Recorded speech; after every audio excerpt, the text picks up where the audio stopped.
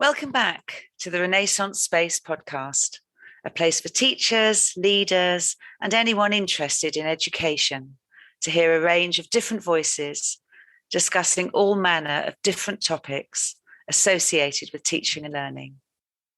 My name is Margaret Allen, and I am your host. And I'm absolutely delighted to have the opportunity to speak to Helen and Sally from Godolphin Junior Academy. Yeah, thank you. My name's Helen Abel, and I'm the principal of Godolphin Junior Academy, which is a four-form entry junior school in Slough.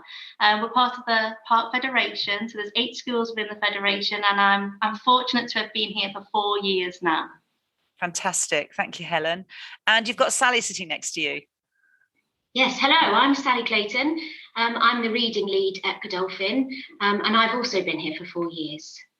Fantastic. So it's really lovely to have you here, and we're really excited to be looking at that summer slide and everything that we think about when we think about children finishing at the end of July and school's out. Hooray, don't have to do anything that's work. So I'm certainly not going to read a book. How do you cope with that, Helen? No, it's quite right. And when we get to this time in the year, it's absolutely something we're all talking about, we're thinking about, and getting ready for those summer holidays.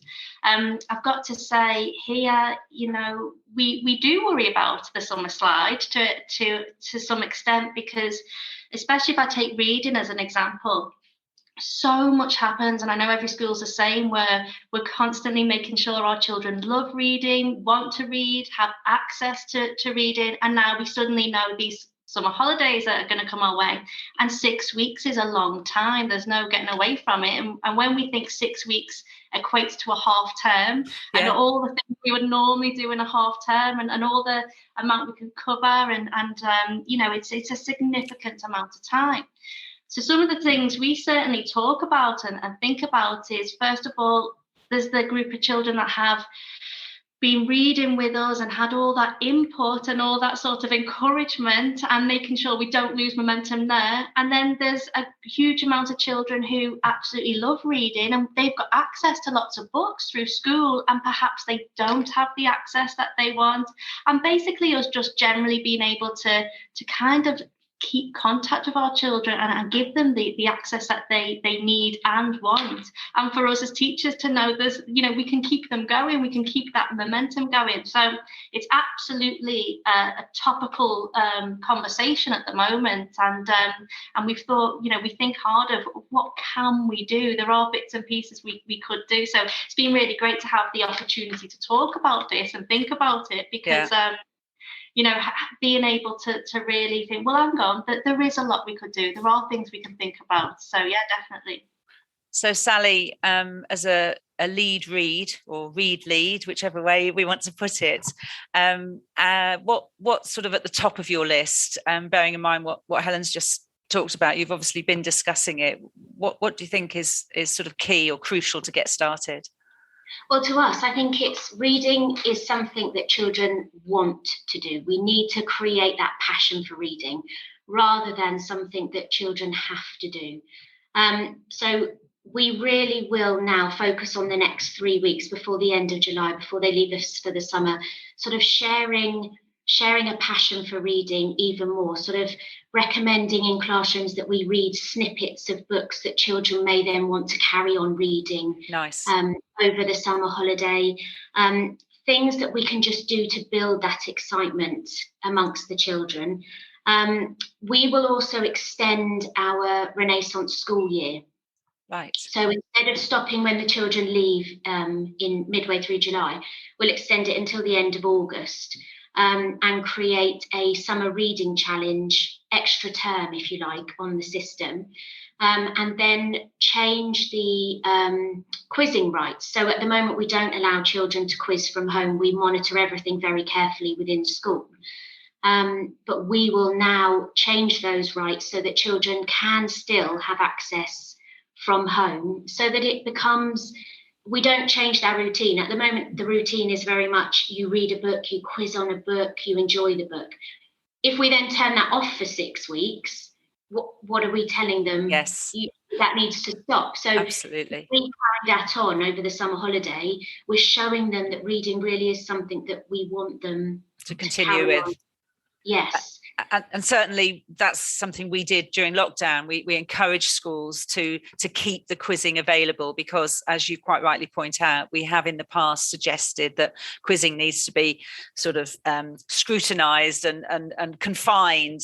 And actually that was confining it for the wrong reasons in many ways, especially when children want to have that buzz of, I want to take a quiz and be part of it still. Well, and children like routines. They like routines, and if you take away that routine for 6 weeks, then you're almost setting the pathway for, actually, you don't have to read over the summer. Whereas if that routine is still in place, they will hopefully, fingers crossed, continue to do what we really want them to do and what they want to do.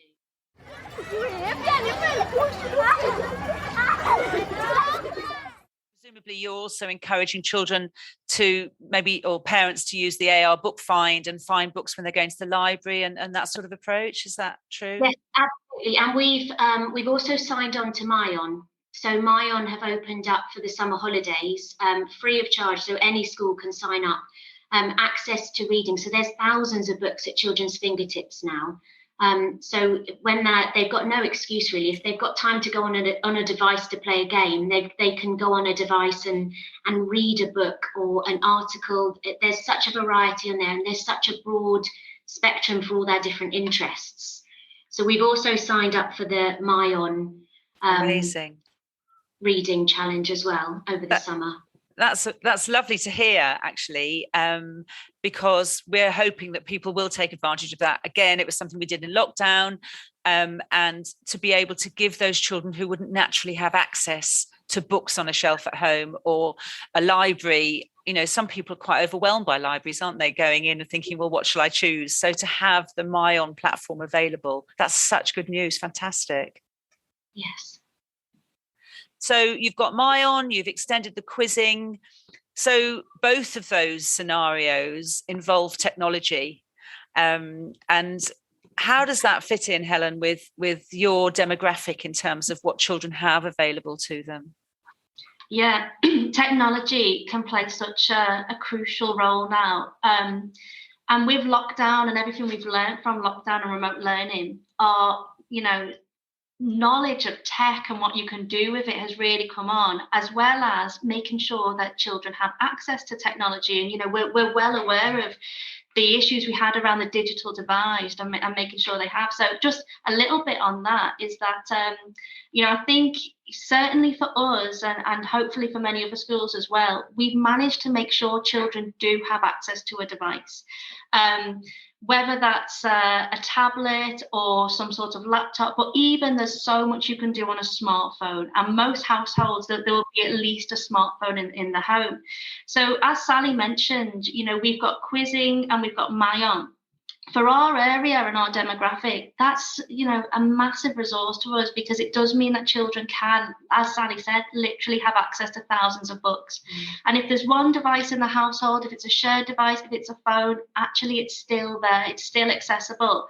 And the good news for us is we can see that we've moved on a little bit from that anyway, and certainly with the DFE devices that we're given, we as a school, Sally mentioned the next 3 weeks, we make sure that everybody's got access to something. It's kind of in play already, because same with a lot of other schools, when we're using digital homework and digital learning, we feel confident there's quite a lot of access there. But certainly for technology, we've got the Myon and Accelerated Reader already mentioned, but we have a learning platform. I know there's lots of ones out there. We happen to use Google Classroom. But what we also do, and it's no extra work for teachers, because we'll do it before the summer holidays. We know teachers are busy. We know they're away. We know they've got their own holidays and their own life, and they absolutely need the break. So we schedule on Google Classroom. Each week there'll be a sort of reading surprise for children to log in and gain access to. And what we do is we send links to audiobooks, YouTube videos of authors reading books. Nice. Yeah, so just sort of access to things that they can enjoy, experience. And so we'll schedule them. They get released on certain dates over the summer holidays. Like Sally said, these next 3 weeks are key because we say to the children, over the holidays, log onto your platform. There's going to be a surprise waiting for you, each week or however often we schedule it. And it gives that sort of excitement of, what we're going to see, what we're going to read. Again, it takes the pressure off parents a little bit because we can source great materials. There's loads out there. Like I said, even if it's on a phone, you can watch a great author, read a great story on YouTube on your phone. And so, again, using tech like that. We even have said in the past, if you've got the telly on, it's a busy household, there's people working, there's lots of children, stick the subtitles on. If you whatever you're watching, you can have the subtitles on, get a little bit of reading in. Yes. So technology has opened doors, and especially with the summer slide, especially with the summer holidays, it gives us a lot of opportunities to have that sort of connection and that opportunity. So no, the potential there's been great. And it's sharing your expertise across the holidays, isn't it? I mean, I think that's such a lovely idea because you can do it now, because it's not that teachers should be logging on and having to do stuff through the summer holidays. But if you can nudge the agenda and sort of sneak your way in, I mean, Michael Rosen reading Chocolate Cake springs to mind. That's just so fantastic. And then to get the book, Quick, Let's Get Out of Here, for example. I mean, that's a way of then furthering the platform and the genre and the sort of opportunities that reading can give. Just love it. That's good. Yes, and it's so good for children, I think, as well, to have the opportunity to listen to stories. Because when households are busy over the summer holidays, it's so important to hear stories being read. And we do a lot of reading to the children in classrooms. So again, it's carrying that on and giving the children that relaxation time. Cressida Cowles, she does quite a lot on YouTube. Well, then if children then want to listen to her audiobooks and then take a quiz if they want to, everything incorporates and links together.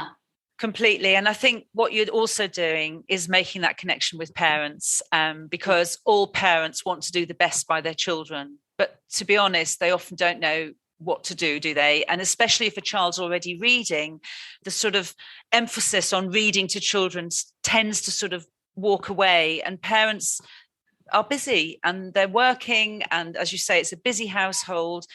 There should be time for sitting and reading on a sofa somewhere, but actually let's just accept that there isn't these days, and let's give them something that just supports them and just makes them feel they're not doing this on their own. Yes, absolutely. I also think that I think it's very important for, as adults, I'm a mum of 2 children, and actually I was thinking about this quite a lot yesterday. My reading time is when everyone's gone to bed, and that's when I sit down and read a book. So my children actually never see me with a book in my hand because it's always when they've gone to bed. So I'm going to try very hard over the summer holiday to sit down at times when I would usually be doing jobs and being busy with things, and actually sit down with a book in my hand so that the children can see me doing that, and that it's important to just sit down and have some switch off time if it's available. And I think, I mean, just listening to those different scenarios you've offered there, you're making connections that I'm sure will connect with lots of different people for lots of different reasons. And that's all you can do from afar when you don't actually have control of those children during that 6 weeks. Sally's talked both in school and at home about a kind of stop, drop and read. And that, you know, you could plan in 10 minutes of the day, 15 minutes of the day. And, you know, we know in the summer holidays, first of all, it's a long time anyway. Sometimes parents, I know talking to parents, I know being a parent, it's a long time to entertain your children anyway. And there's lots going on. So sometimes, you know, that calming moment, 10 minutes, 15 minutes, let's just stop, drop, and read as a family. And, you know, there's lots of options to hear your children read, to read to your children. Or as Sally says, sometimes we say, do you know, if you model that you're a reader too, and you all just read whatever that you're interested in at the moment or currently reading, it doesn't, it's perfectly sort of easy to do. that 50 minutes and actually just some time. It gives a sort of activity, a task, and it could just be built into the day pretty easily. This has been fascinating to hear those different offerings, for want of a better word, really, that will entice children into some reading activity over the summer. And you've mentioned so many. So as we sort of come towards the end of this conversation, I'm just interested if I was to say to you, right, you know, Sally, what's your absolute top of the list? If there was one thing that you were going to say to your parents or to the children, whoever your audience is, try and do this, what would be at the top of your list? Mine would really be to create that buzz of reading before we leave for the summer holiday. Really get the children engaged in reading before they leave for that summer break. And just really try to get them to realise that because it's the summer holiday, things don't have to stop. If it's something that they enjoy, if reading is really for a passion, then it's something that they will really want to do. Fantastic. And I think spot on, because there is that feeling. I can remember, you know, there's nothing, I don't care what anybody in any other profession says, but that last day of term in July, it's like, you know, what am I going to do? I've got freedom, you know, as a teacher, and children will feel that too. Hooray! You know, so keeping that momentum going, absolutely, yeah, spot on. And Helen, for you as team leader, as head of the school? Well, certainly, I think we want to keep it's like that's already been mentioned. I can only echo it. It's the momentum and the buzz and the want and the importance and value.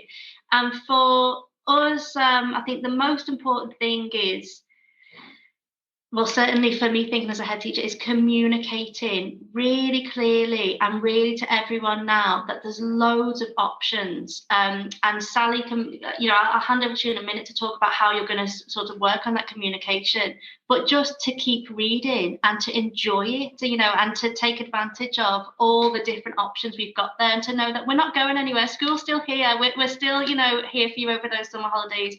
Keep the buzz going, keep the incentive going, and that we've sort of scheduled the summer holidays. There's still plenty to look forward to and do. We're going to send out at the end of term a good old-fashioned piece of paper for parents, a reading newsletter with everything that they need in one place to remind them, so that the access to the Google Classroom with reminders, the fact that they've got that wealth of MyOn, we'll send the login details to them there. The local library details, everything will be on there, so that they will send that as a piece of paper, we'll send that on the app, so that parents have that available to them, so they know exactly where to look, what they can do to help, and just as a reminder to keep reading throughout the summer holiday. We put on the letter as well, we've got about 5 key questions that we give to parents, because some of our parents as well, very honest, you know, they want ideas of how they can help at home. You know, what more can I do? And we've got about 5 questions, and it says things like, when your child's been reading their book, you can ask them, you know, what did you like about it? What do you think will happen next? Tell me about the character. And then just some questions that we say, you know, get some book talk going around that book. And we say, parents, you know, it'll take 5-10 minutes, but these questions here, you know, it works with any book, any text, any material, but what you're doing is drawing out that understanding and that discussion. And we put that on the newsletter as well. We've got it on bookmarks that we send home, and we say, parents, if you're ever in doubt, whatever your child's read, here's a few go-to questions, have a good talk about it as well. Fantastic. That sounds really exciting. And I'm really, really excited at the prospect of being able to share this out with others, because I'm sure there are other things that are going on.